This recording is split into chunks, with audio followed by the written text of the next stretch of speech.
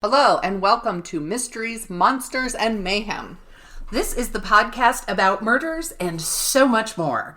We will talk about anything strange, anything that goes bump in the night, and pretty much anything that amuses us. And on that note, we need to mention that this podcast is not safe for work or delicate ears, so do be discerning who you listen to it with. We also want to let you know that you can find us on social media. We're on Facebook and Instagram, so look for us there. I am Shannon Lawrence. I am a writer, mom, wife, student, procrastinator, and you can find me at thewarriormuse.com. My name is MB Partlow. I am a writer, an avid reader, an organizer extraordinaire, a mom to kids, cats, and a dog, and I call bullshit when I see it. All right, so this is the first time that we've pre-recorded the intro and just stuck it on here. So we were sitting here not knowing what the hell to do to start. How are you now? I guess we just chat. How are you now? Good, and you? What you doing her? Yeah, so good week.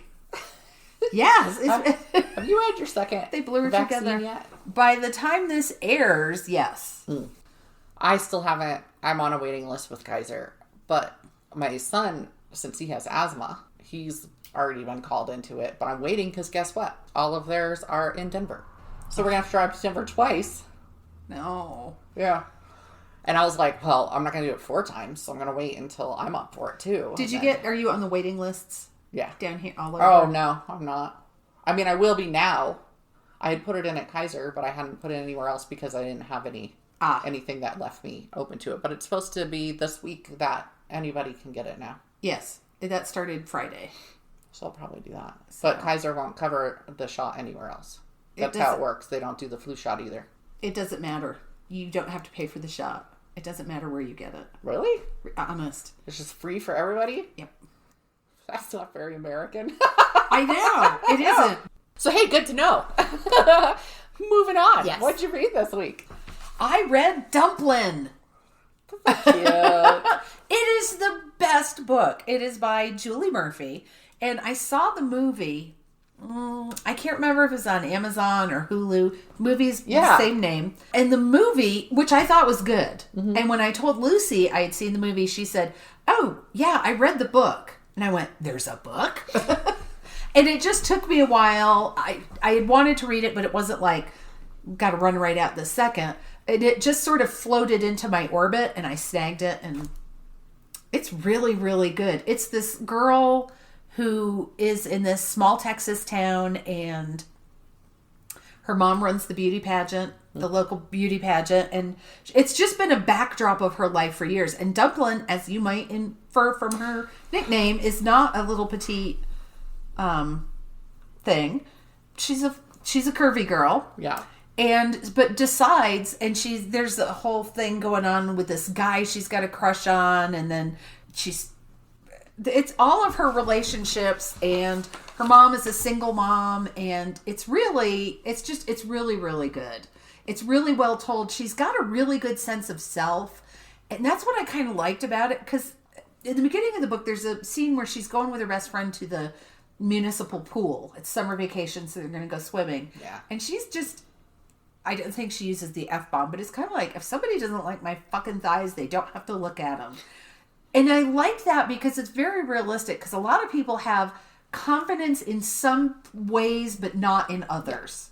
And it's one thing to, for instance, have confidence in yourself to go to the swimming pool because you're hot and it's Texas and you want to cool off. And it's another thing to put another person in a spot of being ridiculed because they're with you. Yeah. So I like the way she balances and evolves. And then there are drag queens, so you gotta love that. Yeah, I didn't know it was based on a book either, so I'll have to check it out. Because, I looked it up. I pulled it up just to hear the author name, right? Because I was like, I can't remember the author's name. Was that Puddin' Pumpkin or the next one? Pumpkin was the third. Oh, so it's Dumplin', Puddin', and something. Pumpkin? Yeah. So, yeah, I haven't read any of those, but I am definitely looking forward to it. She's also written some books outside of that universe. Okay. So, but I'm like, yeah, I'm ready to read it. I've been doing more reading on my my Kindle lately because I'm not a big ebook person, but I've got a billion ebooks because I'll buy an ebook if it's less than a certain amount. If it costs as much as a paperback, then no way in hell am I buying it. So that's my rule. But yeah. So what did you read? I read The Only Good Indians by Stephen Graham Jones, which I don't know, I think it has dual meaning now that I've read it. Before I picked it up, I was thought, the saying is the only good Indian is a dead Indian. Right. So I figured it was based on that. And, well, I think that's confirmed by the story. But I think it also has different meaning. So it's set on the res that he did not live on because he grew up in Texas. But where is it? It's up north. I forget. But anyway, it's set on the res and these 4 friends they went out and they killed a bunch of elk, right? Well, they are being hunted by something. Ooh. And there are elk involved, we'll say. I don't want to say more than that. But, it's just one by one. They're being picked off and they don't know why. And it's not communicated between them because once one sees what they see, they're gonna die. So they're dead. They can't tell their friends what's coming down the pike. I hope that swims into my orbits. What a subtle hint. I know. I'll totally loan it to you. You have to give it back to me though, because I have my Jones shelf there. Yes. This book I know I have to return. Oh, I should say it's horror. So just in case anybody doesn't know who Stephen Graham Jones is, and it's horror with a native voice, an indigenous voice. So it's good, but there's a lot. The Only Good Indian thing. I mean, there's a lot of mental for them. Oh, well, maybe in this way I'm a good Indian. There's a lot to unpack. This is really big for him. This book. Yeah, because it's gotten a lot of press. Mongrels was the one that really booted him into the stratosphere and started getting him seen. That was his werewolf book, and that makes sense because he had long ago said that werewolves were his thing. I mean, he's always loved the werewolf tale. And he wanted to become a werewolf and he knew all the ways from different stories of how you could become a werewolf. Because one of them is drinking water out of a wolf's paw prints and stuff. Right. And so Mongrels hit big and it was very much coming of age. People love a coming of age. This one is after they've come of age, They're older and they're coping with, and it's, it's realistic. So there's 2 that got away from the res in 2 different ways, but there's 2 that are still stuck there and they're living the res life. But yeah, it's big and it's an embracing. Well, this was funny because I was in Target. I think this is embarrassing. I believe I was in Target by myself. I wasn't, I might have been in there with Nikki, but I might have been in there by myself. And I saw The Only Good Indian on the shelf in Target. And that, for writers, that is a huge fucking deal to have your book in Target. Because it means Target, Walmart, once it hits those places, it's not even just in bookstores anymore. But I just stopped in my tracks and when I saw it and I said, he must be so happy. Because it's a big deal. Yeah. And then I kind of was looking around and people are like, I'll just give a wide berth to this crazy woman who's talking to the books. That's all right. But I do. It's Target. And I'm the kind of person who, if I'm in Target, I always look at if I have time, I always look through the books. And if I see a friend's book there, I take a picture and send it to him. Look, I saw you in Target. Look, here you are. I do not feel like I am that close with Stephen Graham Jones. No. But he doesn't have social media, so you can't just post it to him. Well, he does, but he doesn't have Facebook. And who wrote The Iron Druid? Kevin Hearn. Kevin Hearn. Yeah. When I was in London a few years ago, we went to a bookstore one afternoon, please. But I saw his books on the shelf, so I took a picture and sent it. Yeah. I think he was on Facebook at that time, so I posted it. I said, oh, look, your books are in London. That's a big deal. That's think a huge so. deal. You're in another country. Yeah. Yeah. So, it's exciting. Yep. And Stephen Graham Jones, SGJ, has made his splash, and he's just getting bigger. Yep. And he's a really nice guy. He's a really nice guy, yeah. And he's very talented. And he has a voice that I've never heard from anybody else. I think voice is the hardest thing to stand out in as a writer. Yes. And his is authentic and unique. Mm-hmm. So, yeah. Definitely. It's a good thing to have. So what movies have you seen lately? All right, yeah, I'm still watching older ones, so. That's okay. I did a Shudder night, so I've forgotten more than I've watched, because I've watched Shudder a lot this week, because again, I had a week off of school, and now I'm back in it. But I watched The Haunting of Julia, which is a Mia Farrow. Oh, yeah. Before, her being honest about her pervert husband somehow got her castrated instead of him. And then she disappeared from Hollywood, right? But that one was good. Her daughter dies at the beginning. It's awful. I think I had goosebumps watching it because her daughter's choking at the table, and Mia Farrow's doing while her dick husband bitches. First of all, he's like, "What's wrong with you?" to the daughter as she's choking. And then he's like, "I'll call an ambulance." She says, "There's not time. The ambulance won't get here in time. You can't suffocate that long." No. And so she's got her fingers and she's digging down in her throat and she's patting on her back, which we all know now is not okay, right. But still. And this girl's and then she stops making noise, obviously, but she's still soundlessly fighting. And then you just see, because it's an older movie, so you're not going to see the vivid, but she takes out a knife and she says, "We have to get it out." Because the ambulance isn't there. The ambulance gets there and there's blood on her white blouse and she's just shaking. So obviously, girl's dead. I know, as a mom, you're watching it though, and you're like, "Oh my god!" See, I got goosebumps talking about it. And then she moves out from that house. She's not living with her husband anymore, and she's being haunted in this house. And at first, she thinks it's her daughter. So I watched that, and I've seen this one before. I think I saw it as a kid. I meant to look up trivia on it, and I didn't. I watched Night of the Lepus. The little killer, they're not little anymore. The killer bunny rabbits. And that's got, oh my gosh, McCoy, DeForest Kelley. Yes. And Janet Leigh. Yes. Like, she comes on screen like, "Is that?" Yes, it is. So, that was interesting. I wanted to look up trivia, and it's so funny, because, it's a goofy movie. You see the rabbits, and they're making these freaking, and then... I didn't remember the background of it because obviously I watched it. I had to have been a little kid. I just remembered the rabbits. And the whole thing is that like rabbits have taken over everything, and there's these big hunting parties to kill rabbits because they're eating everything, and they're basically like the grasshoppers, right? Like the crops are gone. There's nothing to do. And it's a hit in America. It's in Australia. So they've taken over everything. So they're trying to figure out how to get rid of them. And there's this lab that's figuring stuff out and injects one, and then the daughter loses the bunny because she's like, "I need a pet," and then loses the bunny and doesn't tell her parents. Yeah. So then there's giant rabbits in the mine. They like attack horses, they attack people. You just see so there's real footage of rabbits. There's real footage of rabbits. But then there's like what must be a man in a giant rabbit suit. Whenever there's an attack on a person and they're showing it and the person's rolling around, there's that bright red blood just splayed across. There's not even a cut. Like there's not even makeup. That's it. It's just red spewed across the throat with no wounds. And then there's this big fur ball of a man or something. Because it's on the horse, too. It's like they've got a horse laying down and it's attacking it.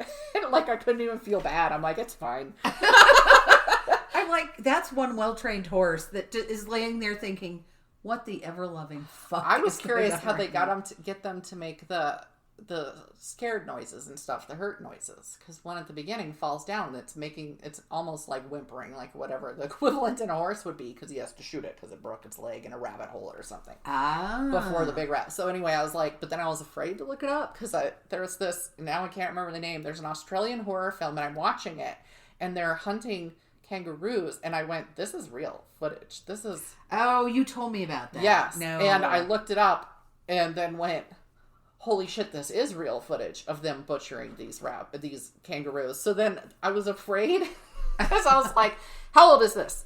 Could they have actually hurt the horse? So I meant to look it up. I'm sure they just recorded it and inserted it.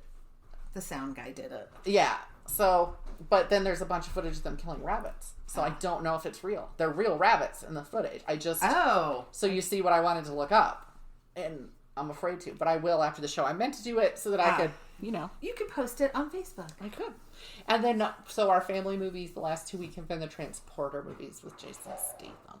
Oh. I enjoy those. There's a great I'd forgotten how great this fight scene is. Because he's in a garage and there's all these men coming at him. And of course, Statham, the thing about the Transporter movies and other movies, the shirt has to come off, right? Shirt has to come off when he's fighting at some point. I'm in favor of that. I am absolutely in favor of that. So I told Jeff, I was all, wait for it. Because his sleeve gets ripped off and I'm like, the shirt's coming off. Okay, but yeah. But so his shirt comes off and he spills like this big bucket of oil because they're in a garage where they work on cars, right? Well, but the thing is, it's a really good fight scene because they're trying to grab him and their arms are slipping off, right? And then they're falling all over the place and it's great. But he's kind of slipping too. And he goes over and what is it? It's like a bicycle or something. He puts his feet in and rips off the pedals so that the pedals are on his feet. And then he's like basically the equivalent of ice skating and kicking their asses in the oil while they're falling and they're trying to get up and fight. And he's just and kicking their asses. And I was like, oh my God, this is an awesome fight scene. I can't believe I forgot it. And it's funny because in Transporter 2, there's like a tiny little callback to it where he gets some sort of oil on just one arm after his sleeve gets ripped off and the guy grabs it and slips. And I was like, don't do the same thing again. And I've never seen any of the Transporter movies. They're good. I mean, 1 and 2 are good. I didn't remember 2 at all. So I must have only seen it once when it first came out. But I don't remember if he's in all of them or if it goes like, how those action series do.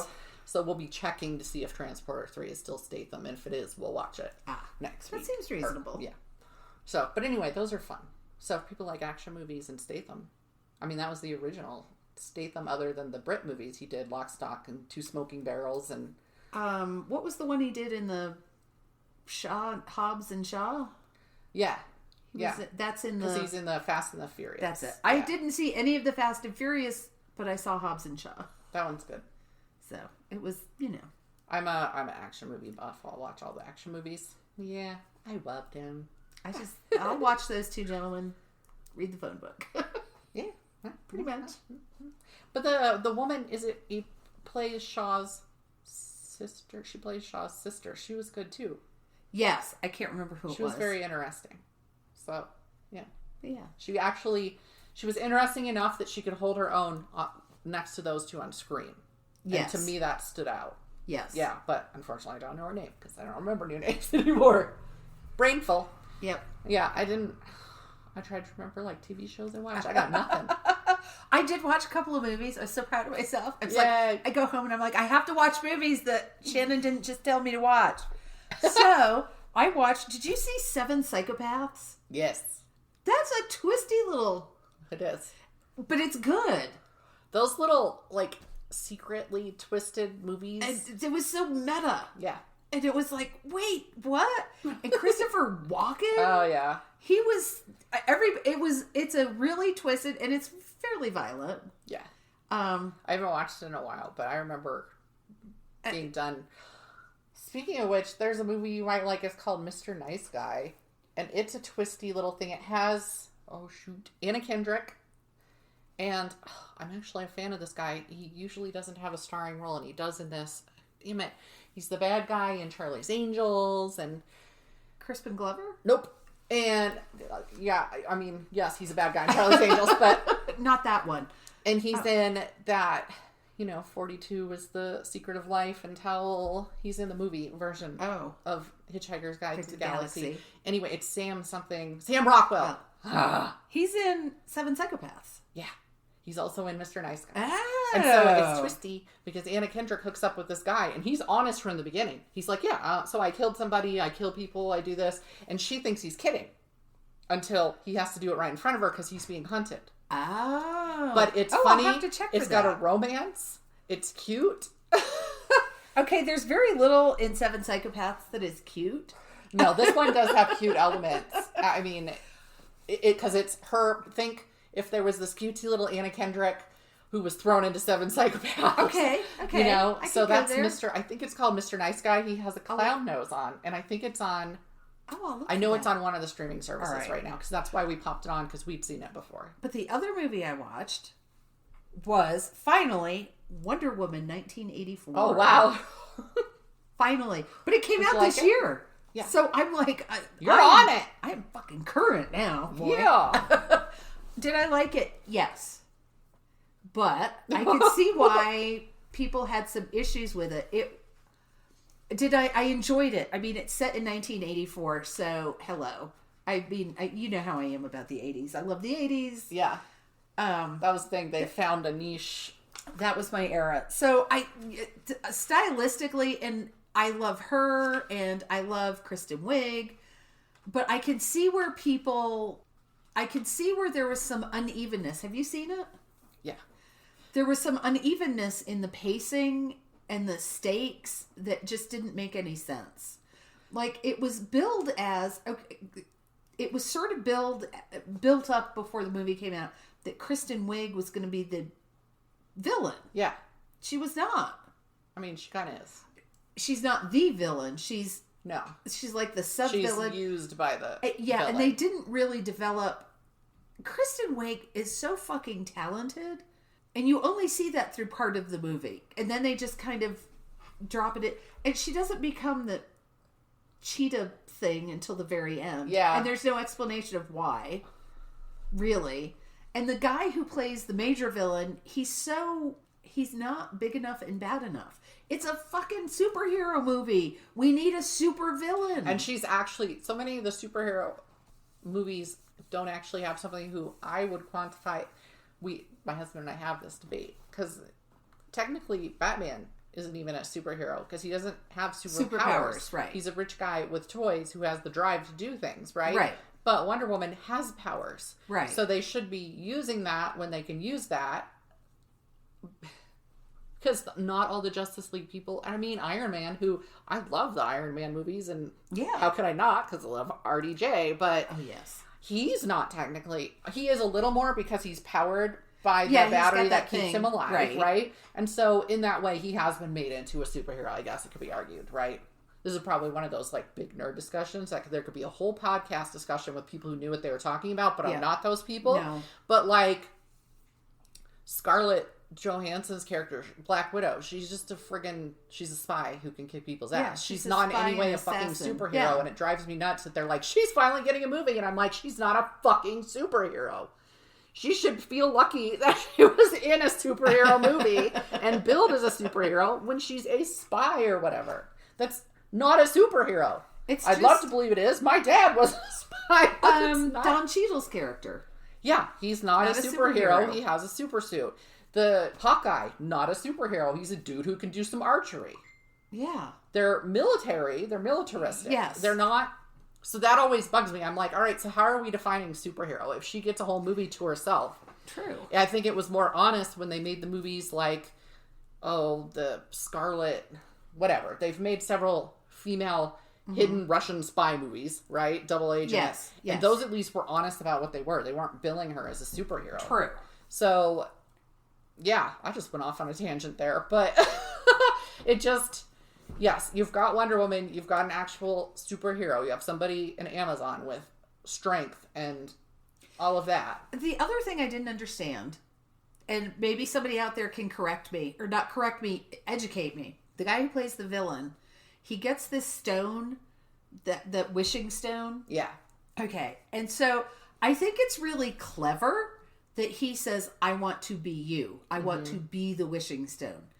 However, there was nothing in the setup to lead us to believe that he was that smart to make that wish. Yeah, he was really just desperate and greedy. Yeah. Yeah. And a conflicted father. Well, you know what? And B, I liked it. I did like it. I will admit that. Normally, I don't get that analytical about superhero movies because, again, to me, it's an action movie with cartoonish qualities. And the thing was that the pacing didn't feel right, and that's why at the end of it, because if I could just watch a movie and not think about why did they put that there, then I'm good with it. I will suspend disbelief. But it just, after I watched it, I was like, something just didn't feel right. Yeah. So, but no, I did enjoy it. The pacing was off. So, I remember it felt pretty slow at points and all of that. That's a problem though with the, what is it, DC movies versus the Marvel movies? Yeah. The pacing, God. We tried to watch that Zack Snyder's Justice League that's like 4 fucking hours long. Do you know? We still haven't finished it. We've watched it twice. and we're probably about 3/4 of the way through on that. We took a break from watching that and watched It's Mad, Mad, Mad, Mad World, which is 3-something hours. And we got through that in 2 eager sittings, right? And still didn't finish Zack Snyder's cut of the Justice League. Because I bored out of my... First of all, I didn't enjoy the first one enough to even remember what's different about this one.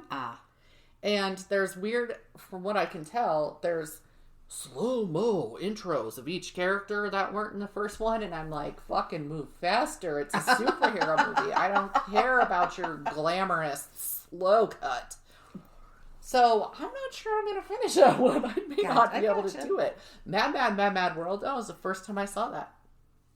And it was fantastic. There were so many people. It was like people from my childhood. I know for other people it wasn't that when it came out, of course, but for me it was like Don Knotts. Oh my God, I used to watch the Don Knotts and movies and The Ghost of Mr. Chicken. Yes, and the Apple Dumpling Game. What with was the Conway? one where he falls in the Goodbye Charlie? Yeah, falls in I the don't ocean, know. turns into a fish. But like he's in it, and Jonathan Winters. It was Jonathan Winters' first role. Jonathan Winters was amazing, and it was just. And I recognize, dang it, the guy who dies. Like his boy, Jimmy Durante, right? Is the guy who dies. Jimmy Durante Jimmy Durante with the big nose. And they started talking, and I was like, I know who that is. There were just so many. He did have a very distinctive voice. I've got to rewatch that. After you were talking about it, I was like, I got to rewatch that. It's so, because I posted the dance. Yes. I should post it on our Facebook page. Yes. I should write that down. That dance woman scene is so angry. Oh my God. And then he's just like, okay, so if you've watched it, it keeps going to the son of one of the characters, who, by the way, is the most annoying character in there. I looked her up because I kept thinking, what is she, Shelley Winter's sister, when they decided Shelley Winters had to play annoying women all the time? Screechy and naggy and constantly on everybody's asses the whole time. Every time she was on, Jeff and I were like, ugh, shut up. The woman who was dancing? No. Oh. No, but the mother of the man who's dancing. Oh, okay. Because that's why he comes into it. She's trying to call her son because they're all trying to get a ride to hunt down this money because this guy is dying. He says, if you get to the W palm trees, they're dig underneath them and there's a treasure there for you. And so it's all these people racing to get there, and there's cars breaking down. They're trying to hire planes, and they're... Yes. And it's just, there's a bicycle part. The dance scene, so the guy, it's very stylized 1960s kind of mod dancing, and he's just goofy dancing. He's all over like spastic, and he's yelling, yeah, and she doesn't make a sound. Her arms are straight down, and she's just moving, and I was like, damn, that's the best ab workout ever that she's doing. But she looks so fucking angry. She does. It cracks me up. And so I went and found the video, and I posted on my page so that I could watch it over and over again. It's like resting bitch dancing. It is. Dancing bitch face. And then there's 2 different scenes where they're dancing. Oh my God. All right, I've got a bit of trivia for you. Uh-oh. So it's inappropriate. The dude who's dancing, he has these short Willow red shorts on. Uh-huh. And at one point I'm like, did something just flop out of his shorts? And sure enough, I look up in the trivia, it was not caught before it was released. That's why it's still in there. Oh, it was not caught by the people who were supposed to catch that. Like a ball flopped out and then went back in because they're so short. But I'm watching this old movie and I'm like, there's no way. There's no way they left that in. It's because they missed it. I love that.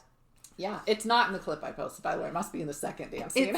I can just see it now because Joe walks through and I'll be watching a movie and he'll stop and go, "What you watching?" And sometimes he'll be like, "What the fuck are you watching?" So I can just see it now. I'm going to be watching It's a Bad, Bad, Bad, Bad World, and he's going to come in. "What you watching?" "I'm watching for the testicle." I'm watching to see the ball flop. And he's just going to go. It's just so brief, but I was seriously, I looked at Jeff to see if he'd noticed. He didn't notice. And I'm looking at it and I'm going, I can't have seen what I thought I saw. I'm going to be looking for it. I know. I mean, do we want to start listing, like, if you watch... There's a full frontal on Kevin Bacon in a movie he's in Wild Things. Really? Yep. There's a shower scene and he turns around. It wasn't supposed to happen, but he was like, go ahead and leave it in, I guess. Because they were like, this was the best take. And he's all right, I guess you better keep my dick in there. But, yeah, full frontal, boop, in the shower scene. And then he wraps a towel around himself. So there you go. You're welcome, listeners. Whew. Let's change the topic. Have you eaten out anywhere lately? We wanted to go somewhere new for us that we hadn't been before, and we got there and they were closed even though it said they were open, which happens a lot in the pandemic times, and it was late, but it said they were going to be open, so I won't name them because I still plan on going there.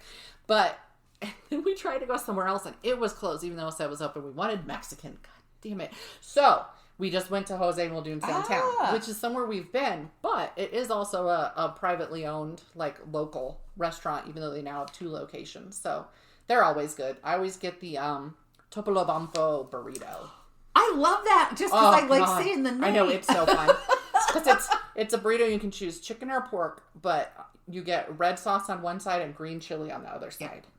Oh, and there's guacamole in the actual burrito, which is not something that's commonly done. It's got a lot of vegetables in it, doesn't it? I mean, technically, probably. I'm trying to remember. It's been a long time since I've been there. But yeah, it was good. Yeah, it was good. Nice because I was busy. I was cleaning or something. I was not having a good day health wise. And Jeff came upstairs and he's like, "It's 8:15. You want me to go grab some dinner somewhere?" I said, "If we're spending money on dinner." Because the whole point of doing the Hello Fresh is that we're not going out instead of... And I said, then we're going to get the kids something, and then you and I are going out and having real food. Nice. So, by the time we got there, it was like 8:30, and they closed at 10, so that was nice. In fact, by the time we got there, it was like 9, because we tried to go to other places that weren't open. Well, last night, Joe and I were like, let's go get some food.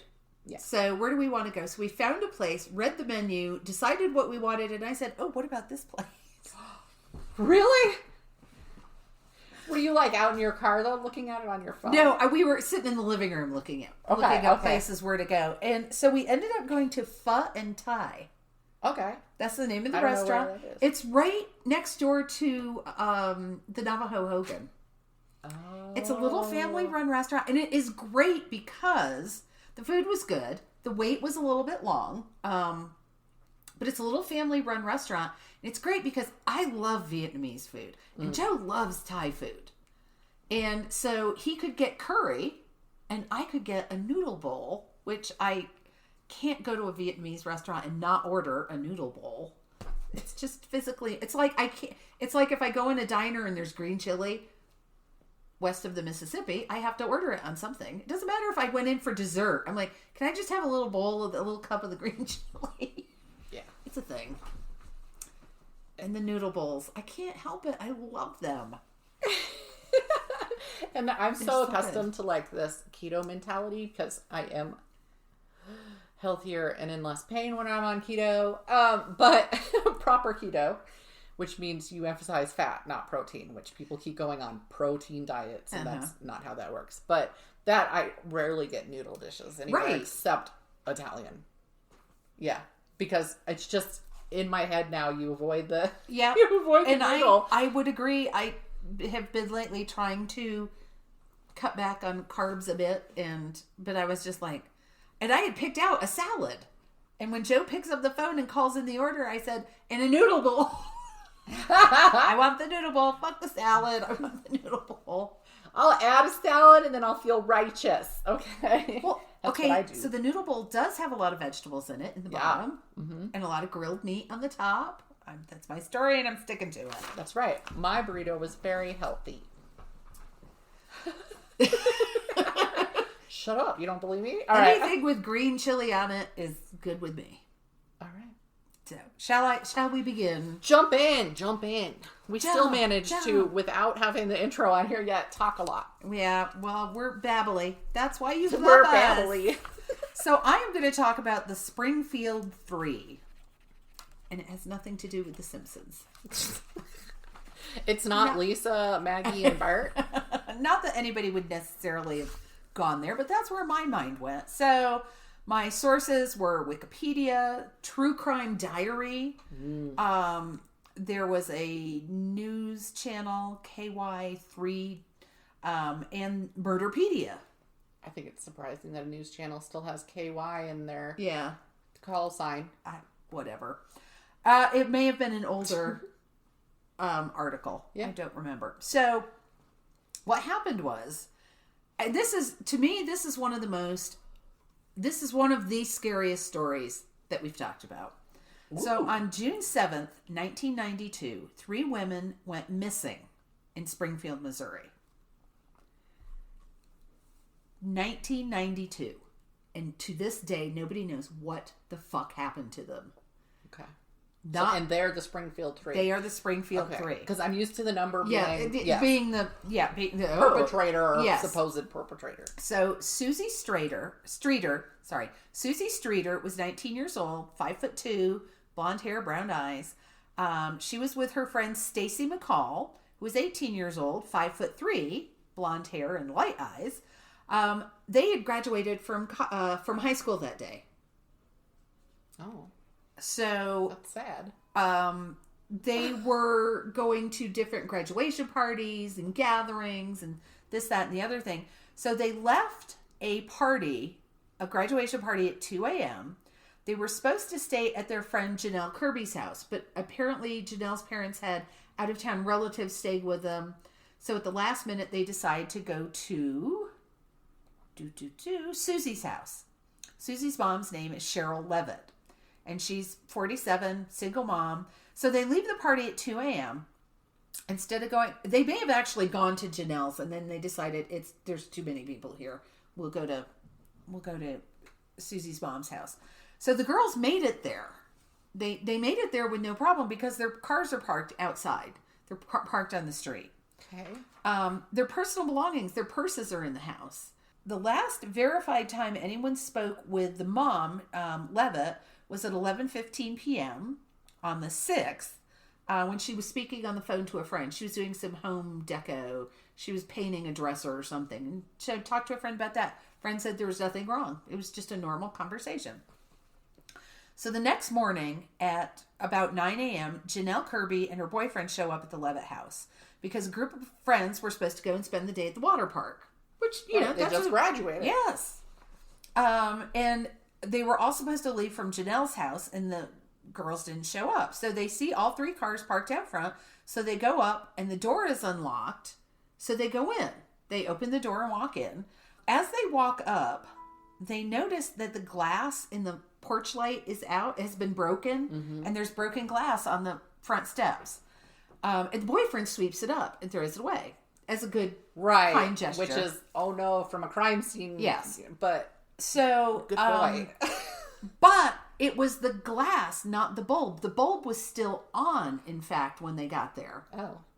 Right? Yeah. So, your mind's going, oh, someone took out the light. No, light was still on. The dog was there. Apparently, the dog had been shut in the bathroom, so the dog was kind of agitated. Probably needed to pee, I would assume. But they said acting agitated. The police did say later that sweeping up that glass may have destroyed evidence, but then I read another article that said they obtained the glass. Okay, so they're sure his print, they could easily disqualify his prints then. So while they were in the home, and they're kind of looking around, and it just looks like the house looks normal. There's no sign of foul play. There's no note on the refrigerator saying ran out to get breakfast. But the phone rings. So Janelle Kirby answers the phone. And it's an unknown male making some kind of sexual innuendo. Mm-hmm. And she hangs up. And the phone rings again, and she picks it up. Same thing. It's some man making some kind of sexual innuendo, and she hangs up on him. I could not get any more detail than that.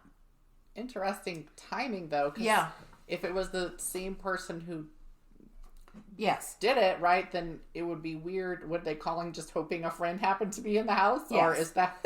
Although at the same time, remember, this is before cell phones, so everybody used their landlines for everything. Single mom, single daughter, that's the kind of place that gets those kind of phone calls. Yeah, so it could be coincidental. It could be, but who knows? So when Stacey McCall, when her mother couldn't reach her, she shows up at the house like hours later because in her mind, they were going to stay at Janelle's house and then they were going to go to the water park. So she's not worried because there's no reason to be worried up until that point. But she gets there and the first thing she notices is that all 3 women's purses are sitting on the living room floor. And when she walks in Susie's bedroom, she sees that her daughter's clothes are carefully folded, like on the chair next to the bed. Mm-hmm. And there was evidence that they had all washed off their makeup. Okay, so they'd been getting ready for bed. And the beds had been slept in. Huh. Or at least had been, somebody got into the beds. She found the mom and daughter were both cigarette smokers, but the cigarettes were still at the house. And we all know smokers you don't leave without your cigarettes. Exactly. So the mom was, at this point, the mom's like, something isn't right. And she calls the police from the house. She sees, after she places the call, she sees that there's a message on the answering machine. So she pushes the button to play it.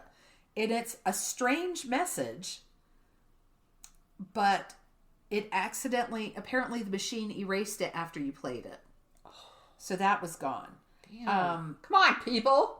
The police say the message may have held clues, but they didn't believe it was related to the prank calls received earlier in the day. I'm like, how the fuck can you say that? This was an active house.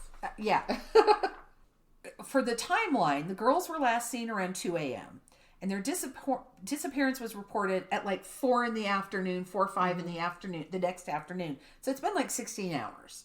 But nobody knew to look for them until then. Right. So the beds have been slept in, but it didn't look like they were violently pulled from their beds. Exactly. Unfortunately, other friends and family members are starting to look for them. So the police estimate that anywhere between 6 and 20 people walked through the crime scene. Yep. Yeah. Yeah. So, I mean, I get it. But at the same time, not one fucking person went, hey, maybe we should leave something to be the police to actually look at, because disappearances like this are pretty tricky. Yeah. So several people reported seeing an unfamiliar van in the neighborhood around that time. But the descriptions varied so much as to be useless. Mm-hmm. Was it a green van? Was it a silver van? Was it a beat up white van? It was off blue. It was brown. It was, yes. There were every description. They were like literally every color you can think of. It was described as. And the neighbor said that a green van pulled in and she heard a man's voice say, I can't remember what it was, and I didn't write it down. It was the police ruled that out because they said it sounded too it sounded like a line from a movie. Mm. It didn't sound like what a person would say in an actual... Okay, but the letter in Jean Bonnet's disappearance basically quoted a shit ton of movies. So, I mean, sometimes the perpetrator is a movie person and thinks they're clever doing that. But there was no sign of forced entry. They ruled out robbery because all the purses had money in them. Mm-hmm. And one of them, apparently, one of the girls had all her graduation money in her purse. Ooh. So, probably a couple $100, let's say. Still there. No sign of a struggle. But here's the other thing. There was no forensic evidence. They didn't find, like, stray hairs. They didn't find fibers. They didn't find fingerprints that didn't belong there. Okay. So there's nothing. Now, on December 31st, so this happens in June 7th. On December 31st of that year, a man calls America's Most Wanted hotline and says he has information. But the call was accidentally dropped by the switchboard operator who's trying to connect him to the Springfield police. Oh. The police said he had what they called prime knowledge of the abductions, but despite public calls for him to call back or contact him, he was never heard from again. So and so they have no way of knowing if it was real or not. So they made public calls, so somebody say if he was somebody who was privy to information, and they put out that public, please call us, that you person who called in with information, then maybe that person was eliminated. Oh, that's possible. Because it was publicly stated somebody called who had information. In 1993, so the next year, a man was arrested on an unrelated charge. I think it had something to do with robbery or burglary. He said that a friend had drunkenly confessed to killing the 3 women. And he supposedly had details that the police hadn't released to the public. But he said, I'm going to take you to where the guy said the bodies are buried. So the police went to this farm and dug it up. Nothing. No bodies, no nothing. Yeah, it's just... Yeah, it just gets stranger and stranger. In 1997... Streeter and Levitt were declared legally dead, although the case is still open, and they were, in the police case, they're missing. They haven't been declared dead by the police. In 2007, they got, and people keep going back to this. This weird tip comes in on the tip line that the 3 women were buried under the parking garage of a hospital, a nearby hospital. And the lead was either from a psychic. It was supposed to be some kind of psychic or dream-related lead. I saw this in a dream. Mm-hmm. They were talking to me, or one of the girls who was killed was talking to me in a dream and telling me this is where they were buried. The problem is, well, first of all, it's hugely expensive to dig up the bottom of a parking garage. They went missing in June of 1992. Construction on this garage didn't start until September of 1993. So for that reason, the police are disinclined to pursue it. Because it would mean... That's what ground penetrating radar is for. They use that. Oh. So they did... a local reporter paid an engineer to scan a corner of the garage with ground penetrating radar. And there are 3 anomalies that could be consistent with the grave site, but there's no way to tell what the 3 anomalies are for sure. Okay. So it's like, yes, it could, and the police are like, we remember when we went and heard the forensic woman speak through Sisters in Crime. What you don't realize, I don't think what the general public realizes is how fucking much these investigations cost. Yes. And because people don't do it for free. The more I hear about that, it's insane. Like listening to podcasts, watching true crime shows. Yeah. You have X amount, and then they have to make a case for every additional expense. Because, I mean, I think people don't think about where the funding goes. They just think salaries. Mm-hmm. Right? Yeah. And maybe some equipment, which, by the way, isn't as much equipment as people think. Cops buy a lot of their own shit. Yes, they do. But yeah, you don't think about the fact that, because you don't, right? It costs a lot to test the kits, to test the evidence. Like, that's a huge cost. And ground penetrating radar. The police don't have that. They don't. They have to hire a company, because I know someone who owns one. Yeah, they have to hire it done. And it would be great if someone would volunteer their time and their equipment, But then how do you exist? Because who's going to hire you most of the time? It's going to be cops. Yeah. So, money makes the world go round. Plus the fact that there was such a big time gap in there. It's like, what would they have done with the bodies? It just didn't. And the fact that the lead was based on... Well, I mean, was it a field beforehand? Because if so, then that's a good place to bury, right? But it was next to a hospital. Yeah, because the hospital existed before the... Yeah, before the parking garage. So, one of the suspects, and I can't remember if you've talked about this guy, Robert Craig Cox. No. Oh. I'm like, because I'm terrified. You're gonna go, yeah, I talked about that, and I'm gonna go like Scotty. Yeah. So, on December 3rd so we're gonna jump back in time a little bit. December 3rd, 1978. Robert Cox I believe he is in the Army. He is on leave. He and his parents are staying in a hotel in Florida. On December 30th, 1978, woman who worked at Disney World, Sharon Zellers, she's 19 years old, left work and went missing. Nobody ever saw her again, alive. Her badly beaten body was found 5 days later in a sewer near the hotel where Cox and his parents were staying. So on that night, on the night of December 30th, he had returned to the room. This is just the weirdest fucking detail. He had returned to the room with 1 inch of his tongue bitten off. Oh, shit. He said he was in a bar fight. Uh-huh. Yeah, because another man wants to bite your... Oh, well, no, he said he got hit and bit his own tongue off. Okay. The ER, they took him to the ER and he had it reattached, and they said it was more consistent with someone else having bitten it off. Mm-hmm. He was released. They took him in, but they had to release him due to lack of evidence. After that, he won a Soldier of the Year award. Then in 1985, he was suspected of 2 separate abduction attempts in California. Pleaded guilty, and was sentenced to 9 years. So the whole time, between 78 and 85, they've been building the case in Florida. So they fly him back to Florida for a trial, and he was convicted of Sharon Zeller's death and given the death sentence. But then in 89, the Florida Supreme Court overturned it. saying that the evidence had only created a suspicion of guilt, not proved it. Okay. And they were like, you said he could have done it, but you didn't prove he did do it. Yeah. So he returned to Colorado, right. He returned to California, served out the rest of his sentence. He was paroled, and he went to live with his parents in Springfield, Missouri. Mm-hmm. So, the morning the Springfield Three were discovered missing, he was reportedly at church with his girlfriend. She later recanted and said he asked her to lie for him. Uh-huh. In 1995, so he was they interviewed fucking everybody. One of the girl's brothers, an ex-boyfriend, everybody. I don't think there was a man in Springfield, Missouri at that time who probably wasn't interviewed. In 1995, he was arrested for holding a gun on a 12-year-old girl during a robbery in Texas. So fucking prince of a guy is what, While he was in custody, he starts dropping hints that he knows what happened to the Springfield Three. Mm.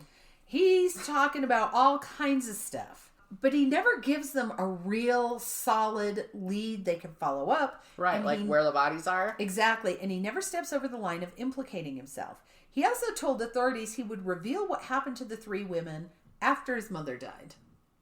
As far as I could find out, that woman is still alive. Damn it, woman. Right? In 2002, there was a local concrete company that the police investigated. So remember, this happened in 92. So in 2002, the police are still actively following this up. They go to a local concrete company where the men had driven a green van. So they bring in cadaver dogs. Also not free. No. Because Nothing is. Nothing is, but you have to train those dogs. And you have to maintain those dogs. Anyway, the dogs hit on 3 spots. And human bones were recovered, but they were too old to belong to the Springfield Three. Oh. So I'm like, well, who the fuck was buried there? Right? Well, it never said. Like, I want to know now. April 2003, tips led the police to some farmland. They dug it up with backhoes. They did find some possible blood and a section of a green vehicle. And the blood was analyzed, but the results were inconclusive. They had... if this were like a Criminal Minds or something like that, they'd discover that the bones had been aged by some process. Yes. This thing that they did aged the bones. Yes. I don't know if that could be real. They had over 5,000 tips from the public. I think the tip line is still open. And they are following them up. One of the detectives who declined to be identified said at some point it struck him that not one of the people he interviewed could keep something quiet for 15 minutes, let alone 15 years. And he's inclined to think one man is to blame. He didn't know who that man is, but he thinks it's a single person. Because he's like, y'all are fucking blabbermouths. Well, if there's no sign of a struggle, it was somebody that the women knew. So, I'm getting to that. Oh, okay. So, I went down the rabbit hole known as Reddit. Oh, yeah. Yeah. And I found a mention of Richard Grissom Jr. Good name. 3 women disappeared in the summer of 1989, and their bodies were never found. Despite that... they don't have a clever name? No, because he was found guilty of the murder of Joan Butler, 24, of Overland Park, Kansas, and roommates Teresa Brown and Christine Rush, who are both 22, of Lenexa, Kansas. The reason why people were looking into this was because the reason this whole thing came up. At 16 years old, he beat and fatally stabbed an elderly woman to death. An old woman? Yes. From my last episode, an old woman, apparently. He beat her with a railroad spike. There's several that have targeted elderly women. I don't understand it. His juvenile records were sealed, but he was paroled 2 years later, released to his parents' custody. I'm gonna roll my eyes there. Yeah. Whoop. In the case of the 3 missing women, there was tons of circumstantial evidence that made the case. Like his belongings and DNA in their cars and their belongings and DNA in his car. Yeah. I'm like, dude. But the parallel was drawn because apparently he had access to a lot of different apartments and homes because he was a contractor and a painter. So he would go in and case them, and he would go in and hide in a closet. Yay! And come out at night or, you know, in the evening, but when they were either asleep or unsuspecting, you know. So you know enough not to open your door maybe, but what do you do when the door behind you to your closet opens and somebody steps out? Those are always the creepiest. Or if you're selling your house, God. like if you don't think that when I was selling my house before we bought this, I went through every fucking room and closet when I came back in. Yeah. Because people are in and out of your house. Mm-hmm. And there's a code that all the realtors have, right? Yes. And I'm like, I went through everything. So the point was that they were making on Reddit was that could have happened. It could have been somebody who hid in the house and came out and took them by surprise. Another speculation was that it was a police officer or someone posing as a police officer, because they would be able to knock on the door. If someone answered the door, it's an authority figure. It was a social worker. He was a social worker. They generally aren't out quite so late at night. But, but yes, if a police officer knocks on your door and he's like, we need you to get out of the house right now. Yeah, absolutely. And a fireman can do the same thing. Exactly. Yeah. Exactly. Anybody in authority like that. Literally nobody in authority knows what happened to these 3 women. It's still open. They tried to connect it with every woman murdered, like, in the entire 500-mile radius, and there is no evidence to connect them with any other murder. You know, was somebody hiding in the house? Did someone fake an emergency? Did someone have a gun? Because then there was this whole thing about, because in an emergency, and you and I have talked about this, people always talk about fight or flight. Mm-hmm. So people think you either fight or you run away. And it's people don't realize there's a third response that happens even more often. Freeze. Yeah. So if somebody did pull a gun, say somebody knocked on the door and one of the girls opened it. He pulls a gun on the girl. It could very likely be the other 2 froze. Because you don't want this person to be shot. Right. And you can't believe this is happening in front of you. But it's periodically revisited in the media, you know, in the papers, in the news stations, and tips are still coming in. They're like, not a week goes by that we don't get a tip. But so far, absolutely nothing has panned out. That's why I say this is one of the scariest ones I've ever researched. Because 3 women just flat out disappeared from their home, and there is no clue. It's not like we have clues but can't prosecute. It is nobody knows what happened to them. I mean, there was talk about, did the police bungle it? That was talked about many years later. It wasn't like at the time they were. But I mean, who knows? Was somebody in the police involved? You don't. That's always a possibility too. Yeah. It just, yeah. So that was, to think that 3 adult women could be just disappear, and it doesn't make any sense to think that they ran away, because why would you go without your cigarettes? And your purses. And your purses. And your dog. And your dog locked in the bathroom. Right. I think. Which is interesting, because, I mean, that also says somebody got close enough to be able to lock the dog in the bathroom at some point during it. Or somebody knocked on the door and it was a rambunctious dog, so they stuck it in the closet or in the bathroom. Yeah. There was a graduation cake in the fridge. I know. I was just so thinking, sad. It's terrible. It's like she did all that work for nothing. She didn't even get to do anything to have a free day or day. Yeah. So that irritates me. Like when you disappear on your freaking your day off, you graduate and you're like freedom, and then you're just gone. And you got plans for you. And the one girl who wasn't related had plans to go to college. The daughter, her mom was a cosmetologist, apparently a sought-after hairdresser. Mm. She was going to go to cosmetology school and follow in her mom's footsteps. Yeah. So, they had plans. One wonders who the original target was. Like, had the girls stayed over at the other house, would the mom still have disappeared? Or, just no that way was to talked about a lot. Because they said if the mom was targeted, wouldn't you think the two... Because apparently the house was a little bit off by itself. Mm-hmm. They would think that the two strange cars parked in front of the house would deter somebody after her. Yeah. And if it was somebody after one of the girls, well, it was a very last minute decision to stay at the house. Right. So how did they know? Yeah. Crazy. That's just, that is truly a mystery. By the way, I tried to watch the new America's Most Wanted because there is a new one now. And they have the weirdest, freakiest, like, they're like, here is the icon or whatever we've created of them. And so it's like this computer-generated figure that's standing next to them of who the guy is that they're trying to catch. And he's, like, blinking. And it was so, I was like, hello, Uncanny Valley. No! That's weird. I didn't like it. But anyway, there was something different about it. Just like when I tried to watch the new Unsolved Mysteries. I'm too hung up on how it used to be because I loved those shows and I watched them without fail. And so I just couldn't get all the way into the Unsolved Mysteries. I need to watch the new one because I didn't watch the old one. To see how, so maybe, to see how I...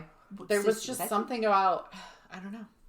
I'm like, I need John Walsh on to be talking because he was an interesting presence. He had a good voice. He did have a great voice. He's no longer with us, is he? Didn't he pass away? Did he? I could be wrong. Don't quote me. I don't know. Okay.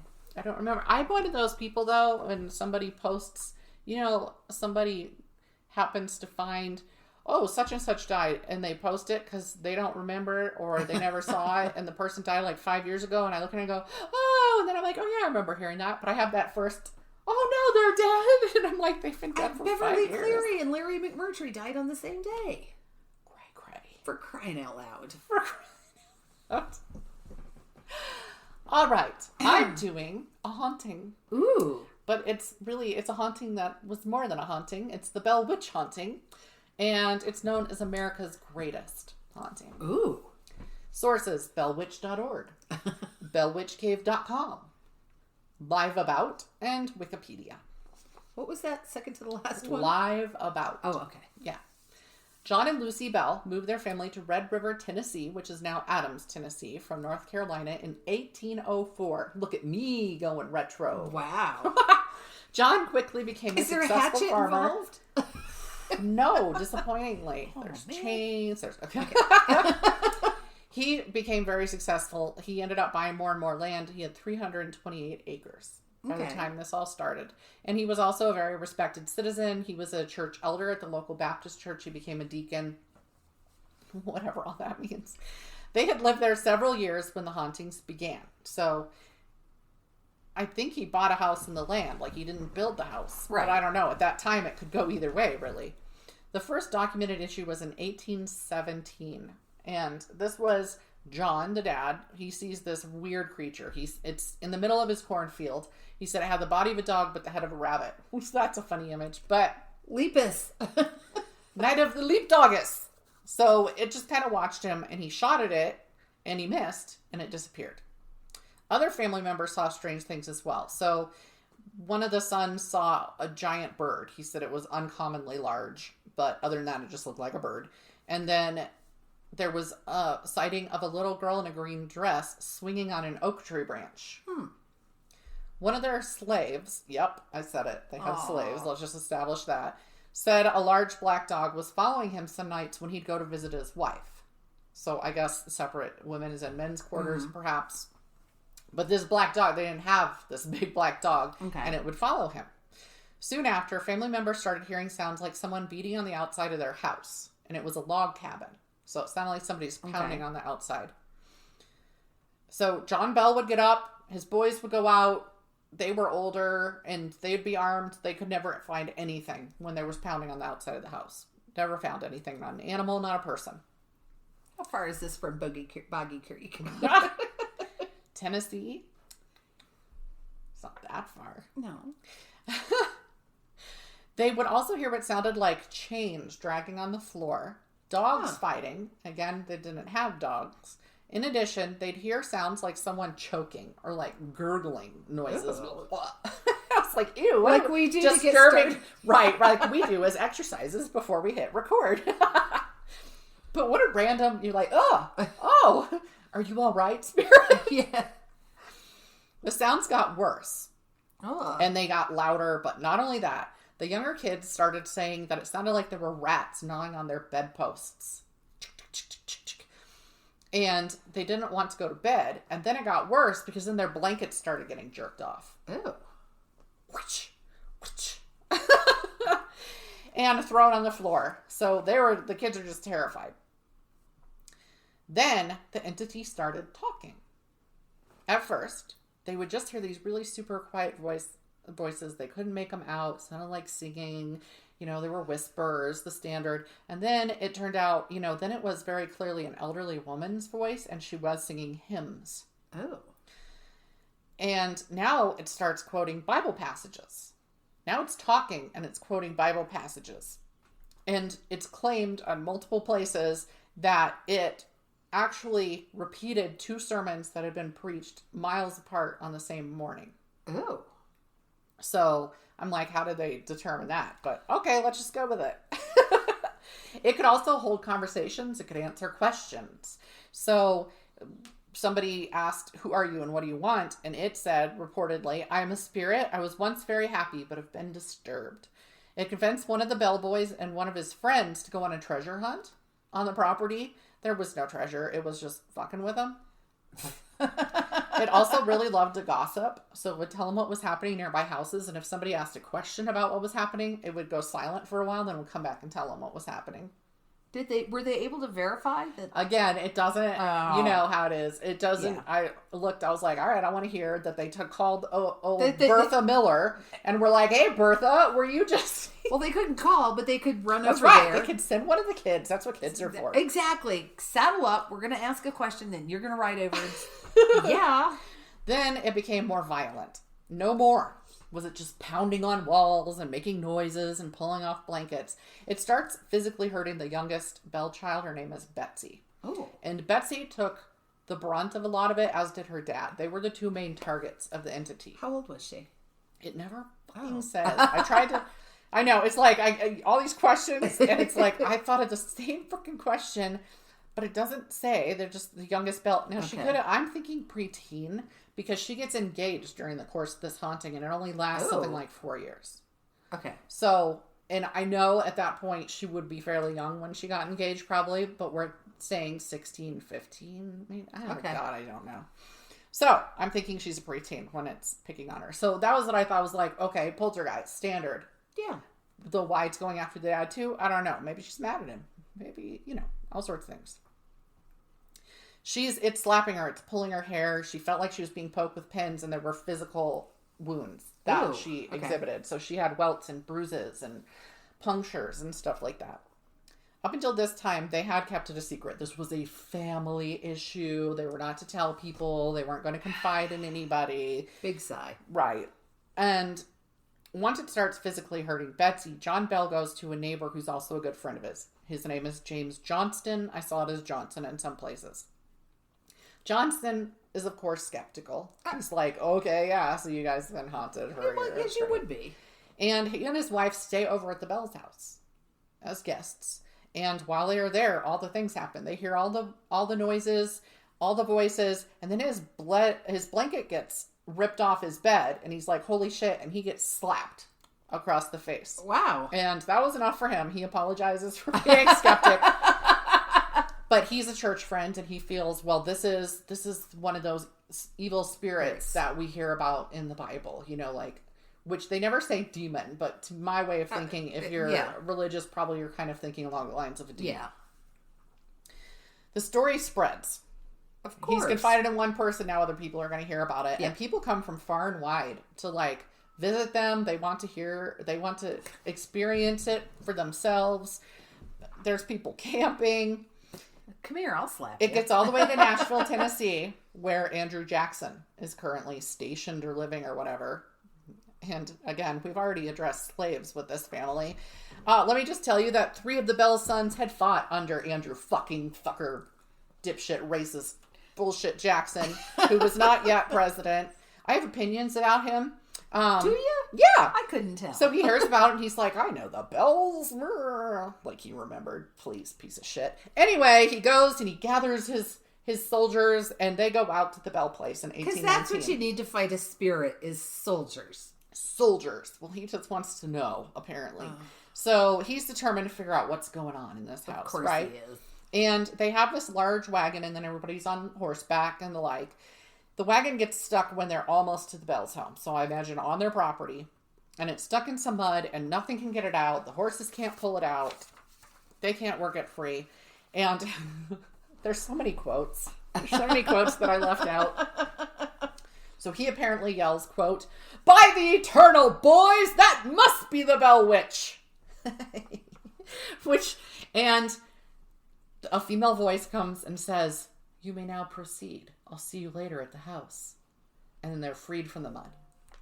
And they continue on. I call bullshit. I know.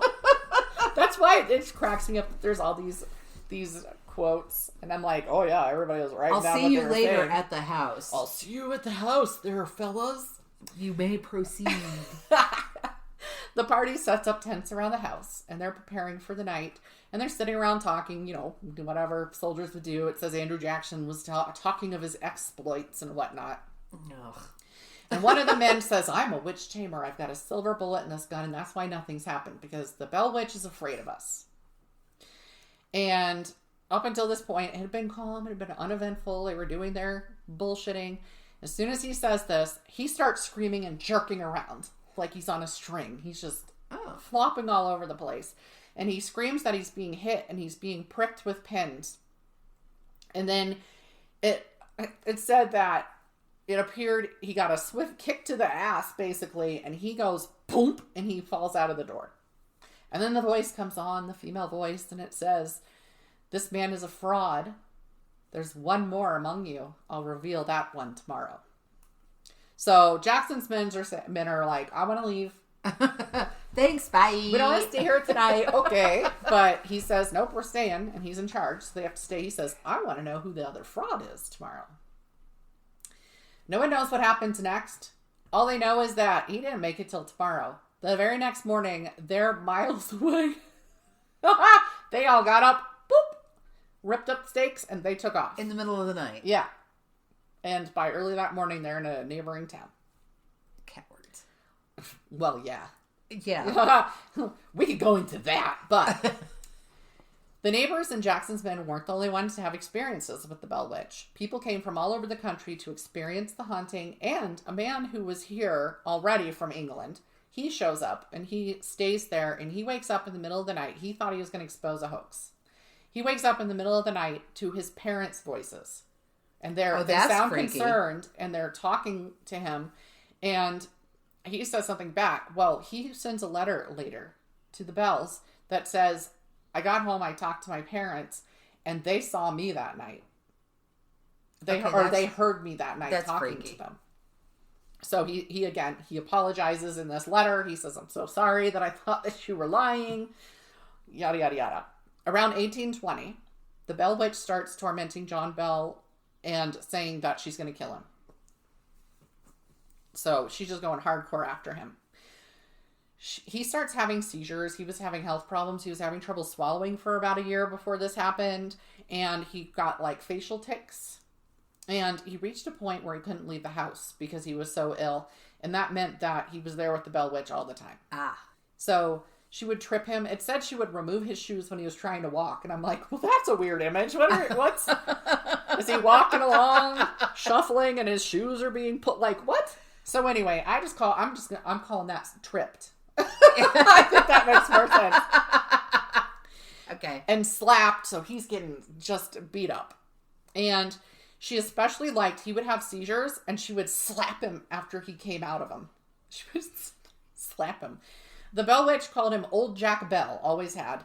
And she yelled and cussed at him constantly. She just... Man, she did not like him. No, she was like that lady from Mad Men. So she wasn't done with him yet. He dies. He kind of goes into a bit of a coma one day, and the next day he dies. Oh, God. At his funeral. His funeral is massive. Remind me later to tell you a coma story. Okay. When we're done. Story. Oh. Yeah, off the air. Sorry, folks.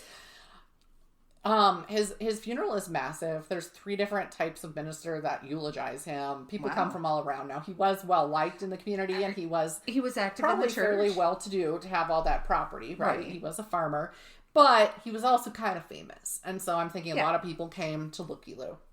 Yeah, so they could say they had been there. Well, the Blair Witch attended his funeral Bell as Witch. well. Oh yeah. That's funny. I actually typed Blair Witch. That's what's really fucking funny. Okay. So the Bell Witch attends, and she's laughing and singing bawdy inappropriate songs. It said a song about a bottle of brandy and stuff like that throughout the entire service until the last person leaves the graveyard. So she had some shit to say. And then after that, the entity actually goes mostly quiet because John Bell is buried. But she gets worked up again when Betsy, the youngest, gets engaged to a man named Joshua Gardner. The witch followed the couple everywhere they went. So they would have little outings and they'd go to the river and they'd do this. And supposedly the Bell Witch followed them everywhere they went. That would be annoying. Mocked and, of course, kept her pinching and slapping and all that she had done to Betsy. And she apparently was also attacking Joshua. And she kept telling Betsy that she was not okay with her marrying Joshua. She should not marry Joshua. Here's an interesting aside on this one. Professor Richard Powell was both Betsy and Joshua's school teachers, one of those little one-room schoolhouses, right? And he'd long been interested in her. In fact, since she was a student of his, and he had frequently said he'd like to marry her when she was older, which I guess believer you for waiting. But how old was she when you were telling her this? Ugh, whatever. The kicker is, he was also interested in both the occult and ventriloquism. While he was polite to Betsy and Joshua after the announcement of their engagement, he even wished them well, both of them. I have to wonder if he didn't use the haunting already existing to his advantage and go follow them around and torment them. Who knows? But he couldn't poke them. No. But he could certainly yell at them. Yes. So, I don't know. And, were they really being poked? Were they really? I don't know. So, she ends up marrying him later. It stresses her out so much. In 1821, Betsy breaks off the engagement with Joshua. She ultimately ends up marrying Powell. Oh. He's already got a secret wife in Nashville. What? Just, Yeah, there's nothing else about that. Just an aside, he already has a secret wife in Nashville. So I don't know if they stayed married. Did I don't she know how know she found out. Secret? Did she know? And did Betsy know about the secret eventually? And all of this. So, but I was like, how the hell does a little country school teacher afford having a wife in Nashville, the big city? Yeah. It just didn't make any sense to me. So I don't know if that was false. I have no idea. So, again, we're in 1821. The Bell Witch, after Betsy's broken off her engagement like a month or two later, the Bell Witch goes to Lucy Bell, who is the widow now, and who she'd actually always been super nice to. The Bell Witch was very kind to Lucy Bell. She thought she was known to state that Lucy was, the most perfect woman who walked the earth and all this stuff. She was also very nice to their oldest son, John Jr. Huh. Yep. So for some reason, she really liked those two, really hated John Sr. and Betsy. So she tells Lucy Bell she's going to go away and she's going to be back in 7 years. Right? And she does. She disappears. And in 1828, it said that the Bell Witch came back. And at that point, John Jr. was still in the house. So I don't know if at that point he's kind of supporting, he's the man of the house and mom is living with him now or something. Right. And then one of, I think his son or something is there. So they sit there and they have these long talks about religion and about war and about civilization and things that have happened. But other than that, nobody's getting slapped. Nobody's getting physically beat up. I know. And she says, okay, I'm going to go. She's only there for like a week or two. At that point, she says, I'll be back to visit your descendants in 107 years.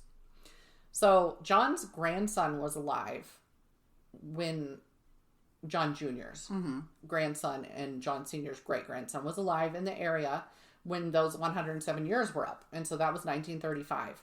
He lived in Nashville and was a neurologist at this point. His dad was also a doctor. And entity doesn't show up.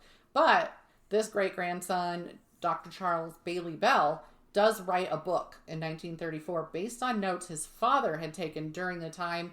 I guess the claim is that his dad took notes while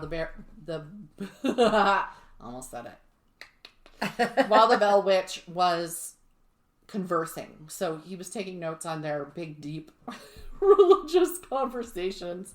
And so Dr. Charlie there, he publishes that book. When he died in 1945, he was buried in Bellwood Cemetery in Adams, Tennessee. So I'm wondering if Bellwood is like the family cemetery now, like a public one or something.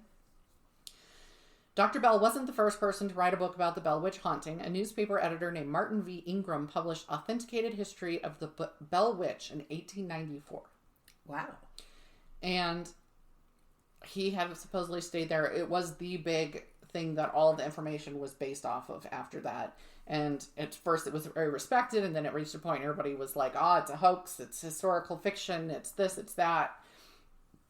Theories galore have been put forward as explanations for the Bell Witch Haunting, but they've been debunked, or they don't explain everything, or so on and so forth. Because this one's another one like the entity that they've never been able to disprove. They've never been able to say this is a hoax.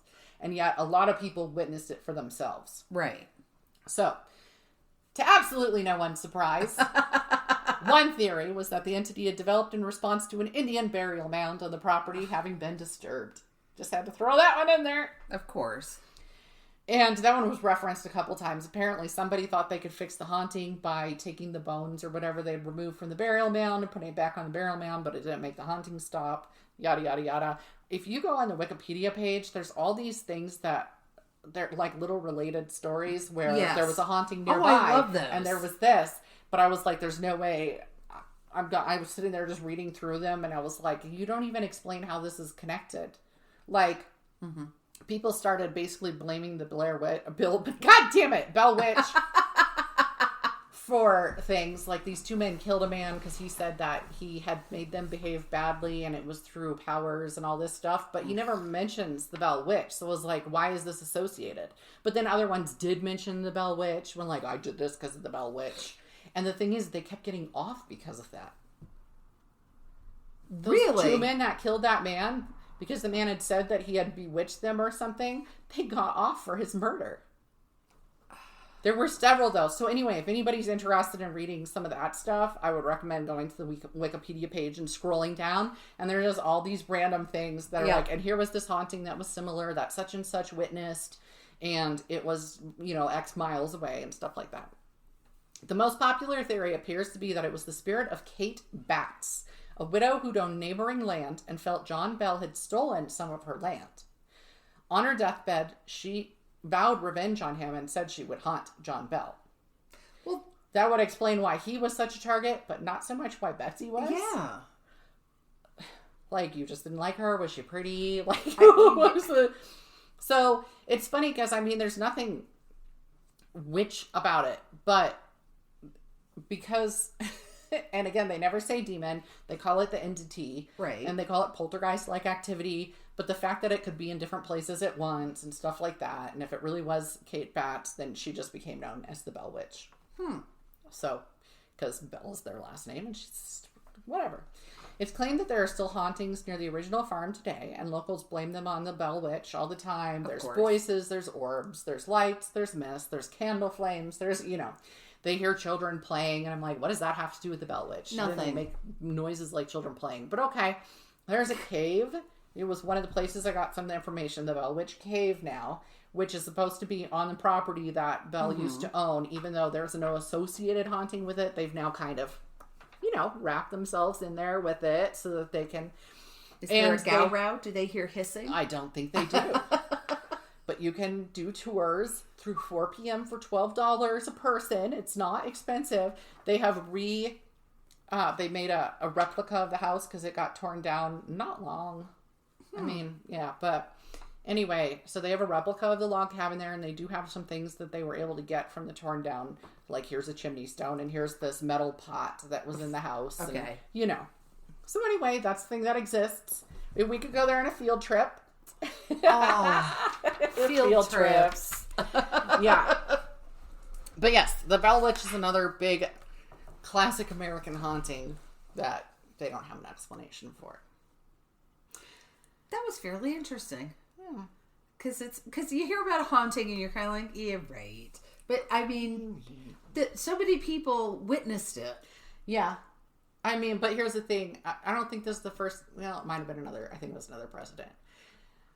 They like to mention the president was here and saw this, or this president was interested. There's always like a Roosevelt. Everybody thought if it was during the time of Teddy Roosevelt was interested. He wanted to come try it out, right? He was fucking everywhere. I mean, he kind of was, because he liked to go and do his hunting and all that. Yeah. But it's like, okay, so if I were to read, which I never will, Andrew Jackson's papers or something he had out there, did he ever write about visiting the Bell Witch? He was quoted as saying he'd rather fight the British in New Orleans again than face the Bell Witch. Perhaps he was the fraud. Yeah, I bet he was. He is a fucking fraud, but he still got to be president after that, so whatever. His portrait is still on our money, which is like, that makes me mad. But that may be, you know what? I think 3 cats have meowed in the last 2 recordings we've done. And 2 of them are not the ones that usually meow during that. Hello, kitty. Nefertiti. So, I guess we're at the end. We are at the end. So, if you want to send us stories about your hauntings, hey, send me an email about how much you hate Andrew Jackson. If you send me one about what a great man he was, I'm just going to delete it. So, send us weird. Do you have like presidential connections in your family background? Like, I'm curious about that. Or we if have you a Lincoln cool letter. Stories. Ooh, you do? We do. I don't know where it is right now, but yes, it was not a letter to someone in I my have family. Lincoln logs. It was like a letter that Lincoln wrote that someone in my family came into possession of. Okay, it's more than I have. Yes, I'm making gestures, so sorry. But yes, that's our... Send us those. You can email us at... Oh my God, my mind just went to work. Wow. I know what email you're about to say. Mysteries. monstersmayhem@gmail.com, or submit it on the form on our website, mysteriesmonstersmayhem.com. Or, I mean, do you have more information about the Springfield Three? Do you know of a disappearance that is eerie like that? Or somebody you know who disappeared? Or somebody in your family line who disappeared and it was never solved? We would love to hear about that. Oh my definitely. God. So send us that information. And as always, we will post any links that we mentioned on Facebook, and we will post pictures to Instagram. I always want to call it Pinterest for some reason, even though I really don't do Pinterest. I have one. I don't do it. But I could spend days on Pinterest. Well, that's the problem, is if I do go there, then I'll get sucked in. You will. But, all right. Make sure that you like us, rate us, follow us wherever you're listening to us. Recommend us to your friends. Almost everywhere. And we post that link with the show, so you're welcome always to share it. Keep us going. And thank you so much for listening and supporting us. Have a good rest of your week, and we'll talk to you next week. Bye.